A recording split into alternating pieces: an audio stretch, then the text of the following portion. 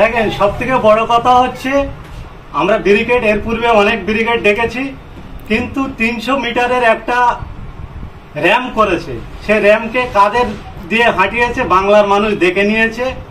এ বাংলার মাননীয় যখন বলতেন যে বাংলা বিরোধী যারা আছে তাদেরকে শেষ করার জন্য তিনি ডাক দিয়েছেন, কিন্তু আমরা দেখলাম এ বাংলার মাননীয় বলতো বাংলা নিজের মেয়েকে চায়।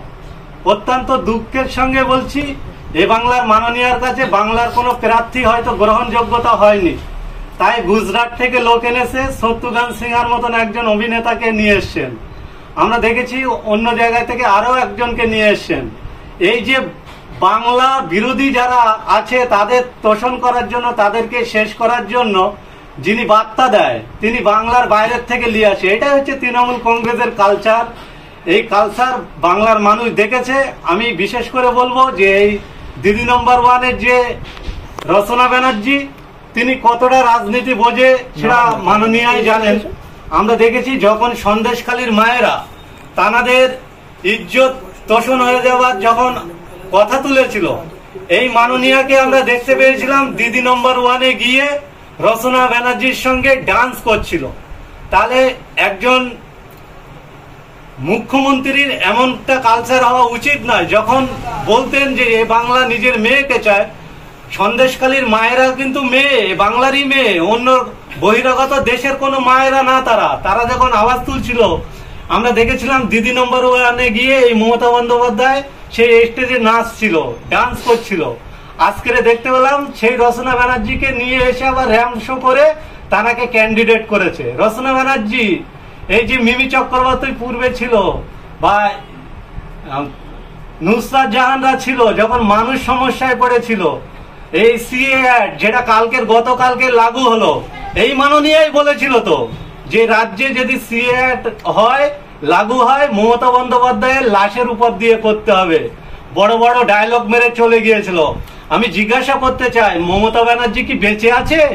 যদি বেঁচে থাকেন অবশ্যই মিডিয়ার মাধ্যমে বলবেন যে সিএ অ্যাক্ট লাগু হচ্ছে, আপনি কতটা ভূমিকা রাখছেন। আপনি নায়িকা এবং খেলার দিয়ে বাংলার বিশ্বাস, বাংলার ভালোবাসা, বাংলার মানুষের ভোটটা নিয়ে যেভাবে পূর্বেও লুটেছেন, গণতন্ত্র হত্যা করার জন্য, মানুষের অধিকার তোষণ করার জন্য, সেটা আর সেই খেলায় মানুষ আর খেলবে না।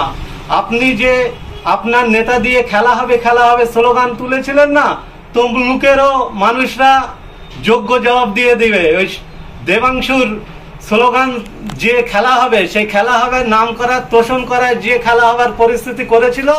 আশা করি যেখানে এখানে তৃণমূল কংগ্রেস প্রার্থী দিয়েছে, মানুষ গণতন্ত্র প্রক্রিয়ায় তাদের যোগ্য জবাব দেবে বলে মনে করছে। যাদবপুর কেন্দ্রে এবার দাঁড়িয়েছে সায়নী ঘোষ, কিন্তু যে সায়নী ঘোষ তিনি ফিল্ম করার জন্য ব্যস্ত থাকে, টিকটক করার জন্য ব্যস্ত থাকে, মানুষের জন্য সময় তাহলে কি সায়নী ঘোষ দিতে পারবেন? সায়নী ব্যানার্জি কি বলবেন?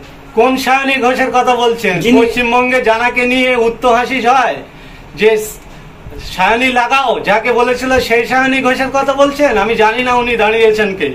তিনি যদি দাঁড়ান, তিনি যদি মানুষের বিশ্বাস নিয়ে আসতে পারেন, তাহলে মানুষ তাকে বিশ্বাস করে দেবে।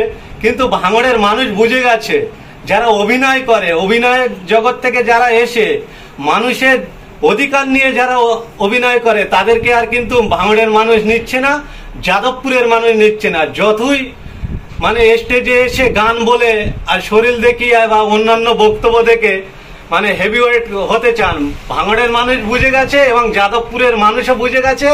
যাদবপুরের মানুষকে প্রতিষ্ঠিত করার জন্য, মানুষের অধিকার ফিরিয়ে দেওয়ার জন্য যে সংগঠিত হচ্ছে, যে সংযুক্ত হচ্ছে, সেই সংযুক্ত দলের কোনো একজনকে নির্বাচিত করে মানুষের কণ্ঠস্বর হিসেবে সংসদে পাঠাবে বলে আমরা মনে করছি। ক্ষমতায় আসার পূর্বে তানার ভাষা ছিল এক, ক্ষমতা দখলের পরে তানার ভাষা হয়েছে আর এক।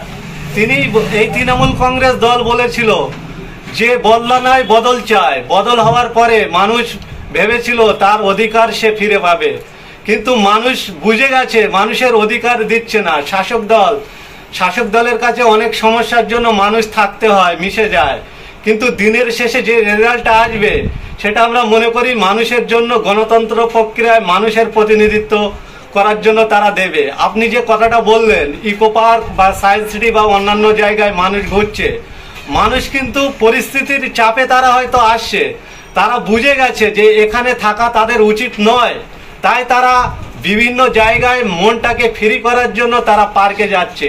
এটা সাধারণ মানুষকে আমি দোষ দেব না গো। এই শওকত সাহেবদের মতন একটা নটোরিয়াস ক্রিমিনালকে ভাঙড়ের দায়িত্ব দেওয়া হয়েছিল।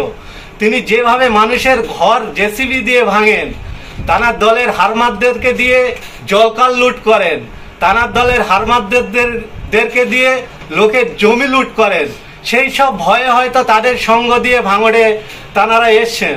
তানারা বুঝে গিয়েছেন যে তানারা সমাজ বিরোধী কথাবার্তার ওখানে বলছেন, সৌজন্যতা বিরোধী কথাবার্তারা সেখানে বলছিলেন, তাই তানারা মনে করেছিলেন এই প্লেসে থাকা তাদের উচিত নয়, তাই তারা বিভিন্ন পার্কে গিয়ে তাদের অন্তত মনটা সুস্থ করে বাড়ি ফেরার একটা পরিস্থিতি নিয়েছেন বলে আমরা মনে করছি।